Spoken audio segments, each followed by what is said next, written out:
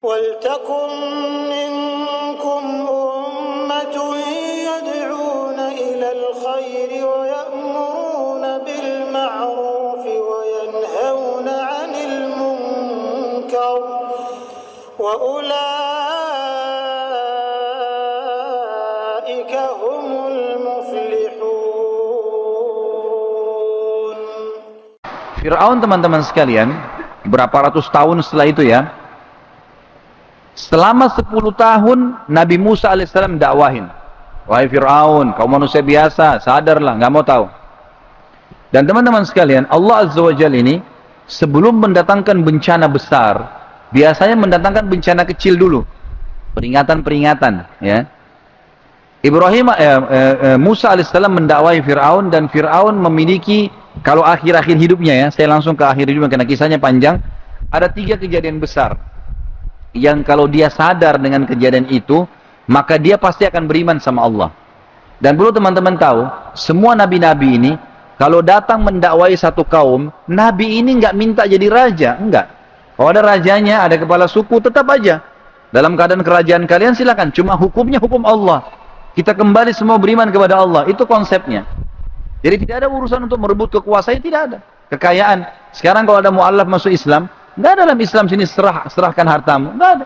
Silakan. Sama hati-hati, yang halal aja ya. Yang halal tuh begini, yang haram tinggalin. Udah silakan kembangin.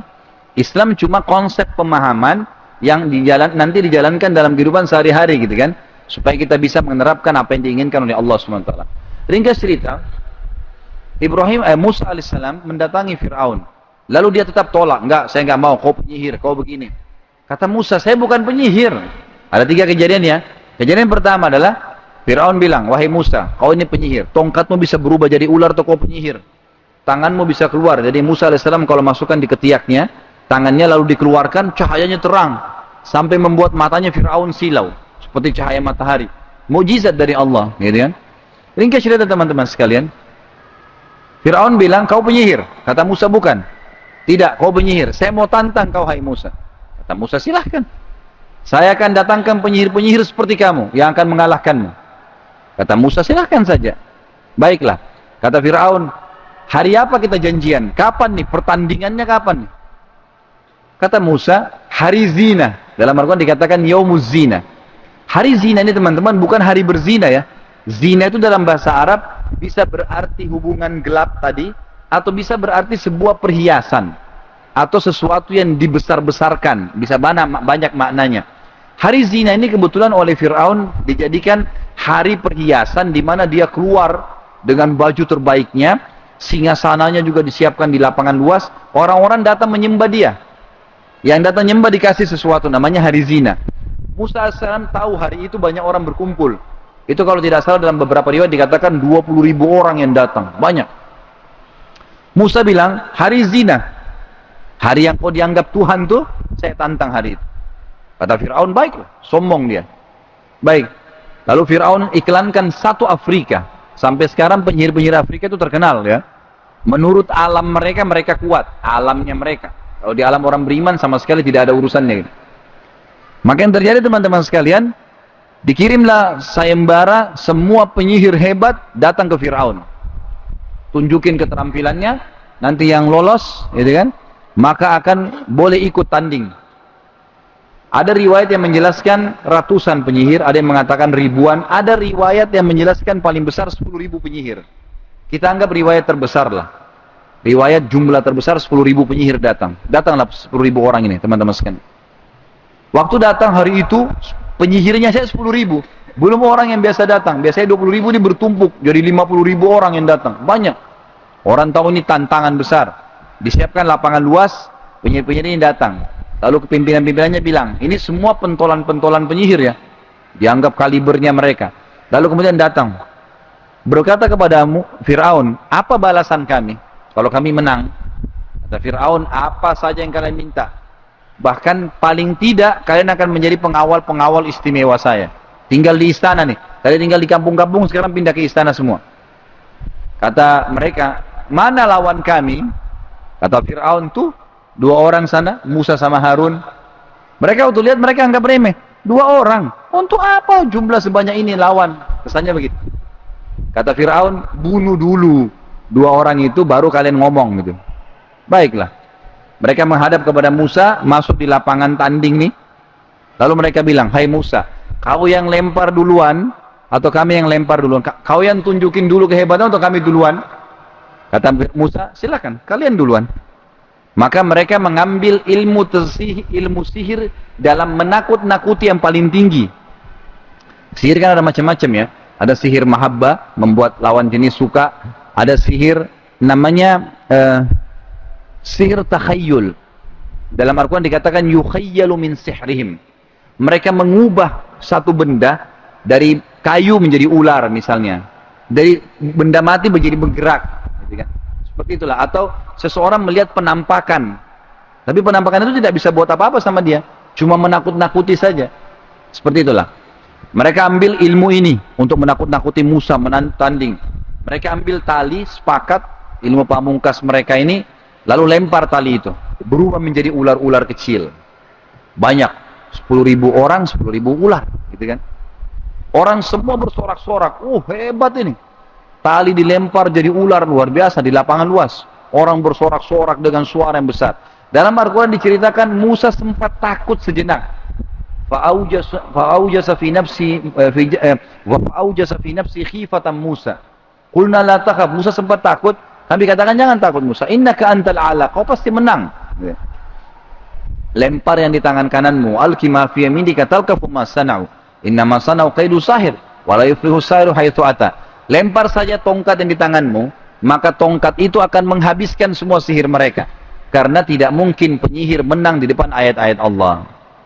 Musa AS masuk, lempar tongkatnya, berubah jadi ular besar. Sebagian riwayat menjelaskan, waktu tongkat ini dilempar di depannya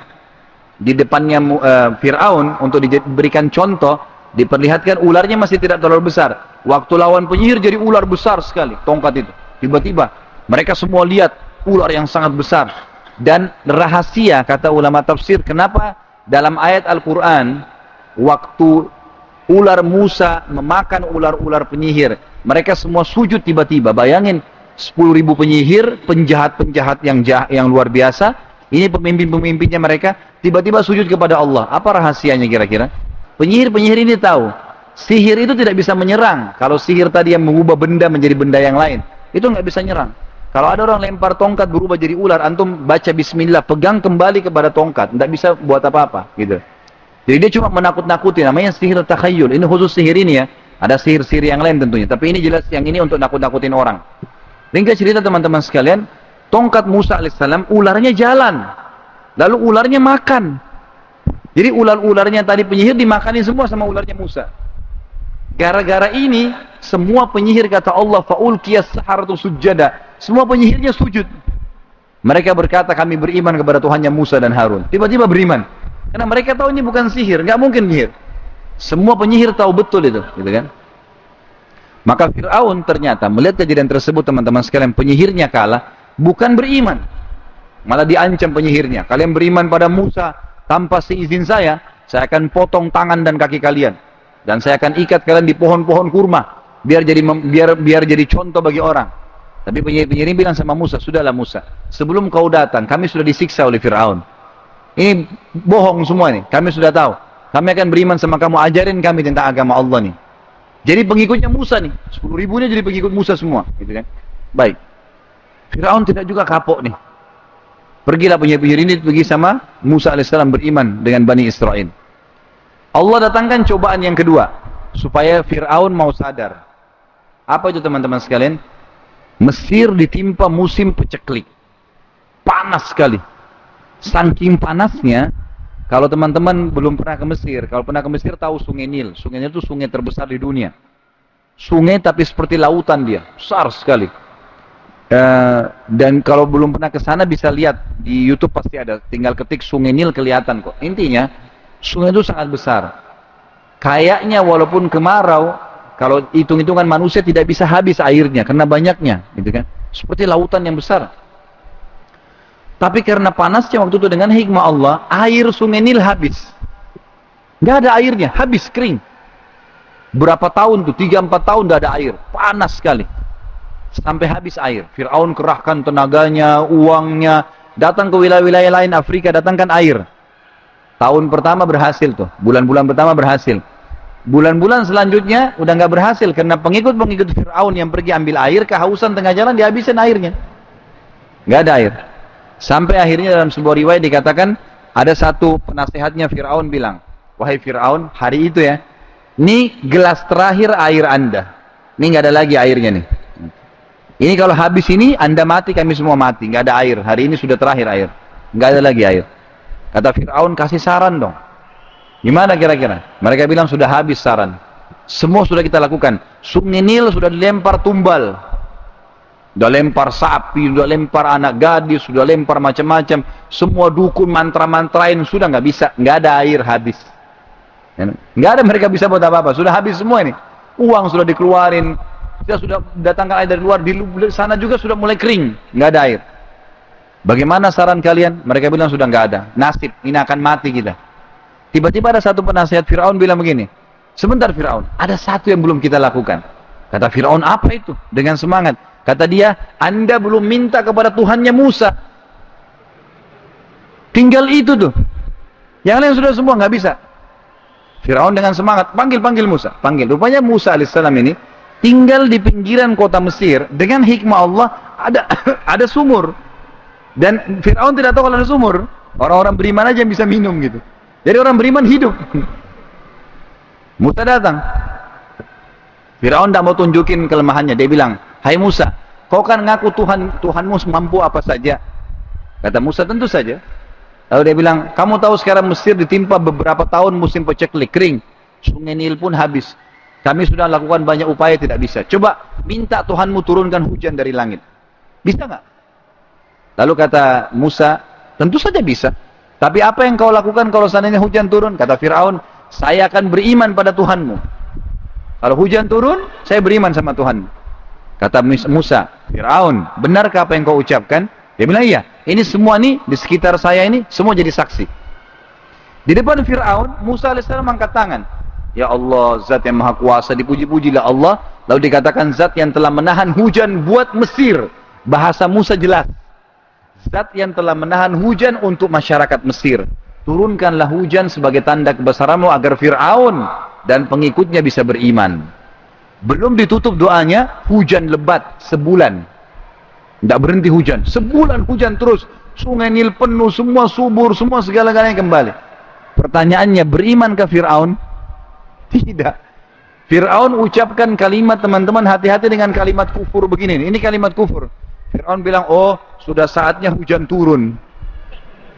Itu sama dengan ada orang di antara kita sakit nih. Sakit setengah mati. Teman-teman, Allah ajarkan kita sebelum melakukan aktivitas, berhubungan dulu sama dia. Sebelum makan, berdoa. Ya kan? Sebelum tidur, berdoa. Sebelum keluar rumah, berdoa. Kan gitu.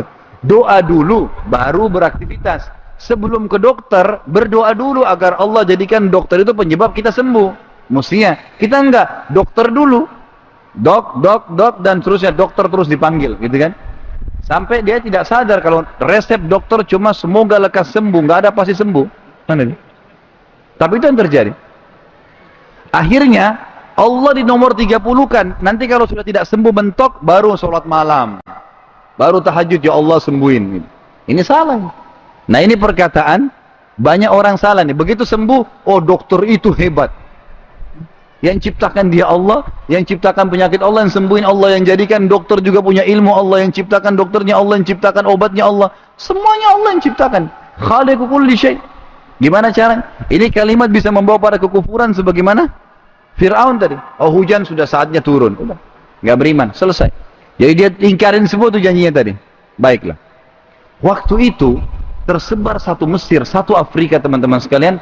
Kalau Fir'aun yang kita akui sebagai Tuhan kita, nggak bisa datangkan air kecuali minta tolong sama Tuhannya Musa. Tuhannya Musa berarti lebih hebat tuh. Beriman orang pada Musa. Beriman sama Allah maksud saya. Beriman pada risalah Nabi Musa alaihissalam. Fir'aun rupanya tidak kapok nih. Padahal Musa tidak minta kerajaannya ya. Kalau dia beriman sama Allah tetap jadi raja. Musa cuma utusan Allah saja. Dia sekarang mengambil langkah yang terakhir, yang ketiga. Dan ini kejadian ketiga. Jadi yang pertama tadi penyihirnya sudah kalah. Yang kedua, hujan sudah turun, musim paceklik. Yang ketiga teman-teman, Fir'aun kerahkan prajurit-prajurit pasukannya banyak sekali yang tidak pernah kalah. Dia bilang sekarang saatnya Musa kita bunuh nih, nggak bisa, harus dibunuh Musa. Kalau tidak dia buat kekacauan nih. Baik, kejarlah Musa. Musa alaihissalam manusia, khiarnya dia dikejar lari. Musa alaihissalam lari sama pengikut-pengikutnya lari. Jadi pengikut Musa dari Bani Israel ini ada yang lari bawa kambingnya, ada yang bawa kendi-kendinya, macam-macam. Tinggalin semua. Ini yang kejar ini prajurit perang yang tidak pernah kalah dalam perang. Semuanya Fir'aun suruh gerak. Semuanya. Seperti menghadapi pasukan yang terbesar. Padahal ini Musa kecil. Berapa orang saja gitu. Makanya dalam Al-Quran dikatakan waktu Fir'aun melihat Musa dengan pengikutnya di pinggir Laut Merah. Di depannya Laut Merah nih. Di belakangnya pasukan Fir'aun. Fir'aun tanya, mana Musa? Oh, panglima perangnya tunjuk. Itu Haman namanya. Panglima perangnya Fir'aun gitu kan. Yang Fir'aun bilang, hai Haman dalam Al-Quran, bangunkan buat saya building yang tinggi, saya mau lihat Tuhannya Musa. Ya. Kan Musa bilang Tuhannya di atas langit, saya mau lihat tuh. Itu Haman, Perdana Menterinya. Kata Haman, tuh sana yang sedikit tuh. Kata Fir'aun dalam Al-Quran, innahum lasyirzimatun qalilun. Oh itu, kecil sekali ya. Ayo bantai aja gitu. Itulah bahasanya. Waktu itu Musa alaihissalam bersama dengan pengikutnya bilang, ya Musa, inna lamudrakun, kita sudah ketangkap nih, habis deh, udah mati semua. Tapi Musa orang beriman sama Allah. Kata Musa dengan kalimat jelas, kalla inna ma'iya rabbi sayahdin. Nggak mungkin, pasti Tuhanku akan kasih petunjuk, tenang aja. Jibril datang. Ini waktu, bayangkan teman-teman, kita ada di pinggir laut, di belakang kita ini, depan mata kita ini jelas sungai laut yang luas. Di belakang kita pasukan yang sudah siap beringas mau membantai, mau membunuh. Musa alaihissalam berdua sama Allah, pasti Allah akan berikan petunjuk. Jibril datang. Wahai Musa, kecil, sederhana, angkat tongkatmu yang bisa berubah jadi ular tadi, pukul bibirnya sungai Laut Merah tuh, dari pinggirannya, pukul. Itu saja. Musa alaihissalam pun tidak tahu apa yang akan terjadi waktu itu. Pokoknya pukulin. Musa sebagai orang beriman jalanin, angkat tongkatnya. Fir'aun dia dari jauh tuh. Tongkat. Dan memang Allah dengan hikmah Allah, kata para ulama tafsir dalam ayat-ayat ini, dengan hikmah Allah, Allah sengaja membuat Fir'aun menjangkau dengan matanya. Dia lihat itu, apa yang Musa lakukan, angkat tongkat, dan tongkat ini Fir'aun tahu betul nih, ini yang tadinya berubah jadi ular gitu kan, yang membatalin penyihir-penyihirnya. Dipukulkan pinggir laut, yang terjadi teman-teman, air laut berdiri. Kata Allah, kattaudil azim, seperti dinding-dinding yang besar, jadi terpecah. Dan yang ikut sama Musa alaihissalam ada 12 Bani Israel. Jadi Allah buat 12 jalur. Setiap suku jalan sendiri-sendiri, gitu kan? Itu kelihatan depan mata. Ini tanda-tanda yang ketiga. Depan matanya air laut berdiri, dan penyebabnya tongkatnya Musa yang dia disuruh beriman, gitu kan? Apa yang terjadi teman-teman? Apakah dia berhenti? Enggak. Waktu dia lihat Bani Israel masuk di antara air-air itu, dia bilang, kejar sebelum mereka selamat. Tetap hurubani, bunuh gitu. Kata ulama tafsir, kalau Fir'aun berhenti waktu itu, lalu dia pertimbangkan, nggak mati dia sebenarnya. Tapi enggak, dia kejar. Allah selamatkan Musa dan Bani Israel. Waktu seluruh pasukannya Fir'aun sudah masuk di Laut Merah, baru Allah turunin itu air. Tenggelam semua, habis. Semua pasukannya. Tidak ada satupun yang tertinggal. Setelah Fir'aun mati, habis tuh kerajaannya. Nggak ada kekuatan militernya. Mati tenggelam semua. Lalu Allah ceritakan bagaimana keadaan Fir'aun. Nggak ada yang tahu teman-teman. Al-Quran menceritakan kepada kita. Waktu Fir'aun sudah mau tenggelam, nggak ada yang lihat, nggak ada yang dengar. Allah cerita dalam Al-Quran. Lalu Fir'aun mengatakan, amantu billadhi amana bihi banu Israel. Saya beriman kepada sekarang yang diimani oleh Bani Israel. Dia nggak bisa lagi ngomong beriman pada Musa. Lalu Allah mengatakan, malaikat maut mengatakan pada dia, ya, al-ana waqad kunta minal mufsidin. Sekarang baru kau mengakui yang sebelumnya kau menjadi orang-orang rusak. Al-yawma nunajjika bi badanika litakuna liman khalfaka ayah. Hari ini kami akan selamatkan badanmu agar kau menjadi tanda-tanda kebesaran kami bagi orang-orang yang datang setelahnya. Badan teman-teman sekalian kalau dalam bahasa Arab itu utuh, dari rambut sampai kuku, gitu kan. Kalau ada rusaknya bisa dikatakan jasad, ya. Kalau ada orang ditemukan mati, badannya utuh dikatakan oh badannya utuh. Kalau ada rusaknya bisa dikatakan jasad. Ada tangannya yang terpotong, ada yang rusak, dan seperti itulah. Jadi Allah bilang, al-yawma nunajjika bi badanika. Hari ini kami selamatkan badanmu, artinya utuh dari rambutmu sampai ke ujung kakimu. Dan sekarang teman-teman, biar kita nggak ke Mesir tentunya, di museum di Kairo ada muminya Fir'aun. Kita bisa search di Google, tinggal mumi Fir'aun kelihatan tuh. Memang rambutnya masih ada. Semua masih ada, cuman memang dia ngeropos aja sebagian, tapi masih utuh. Bisa ditahu tinggi badannya seperti apa, masih bisa diilustrasikan seperti ini mukanya dan seterusnya, gitu kan. Selamat jasadnya untuk menjadi tanda-tanda kebesaran bagi manusia. Habislah 2 kisah raja besar di dunia, dan ini sudah cukup menjadi contoh teman-teman sekalian.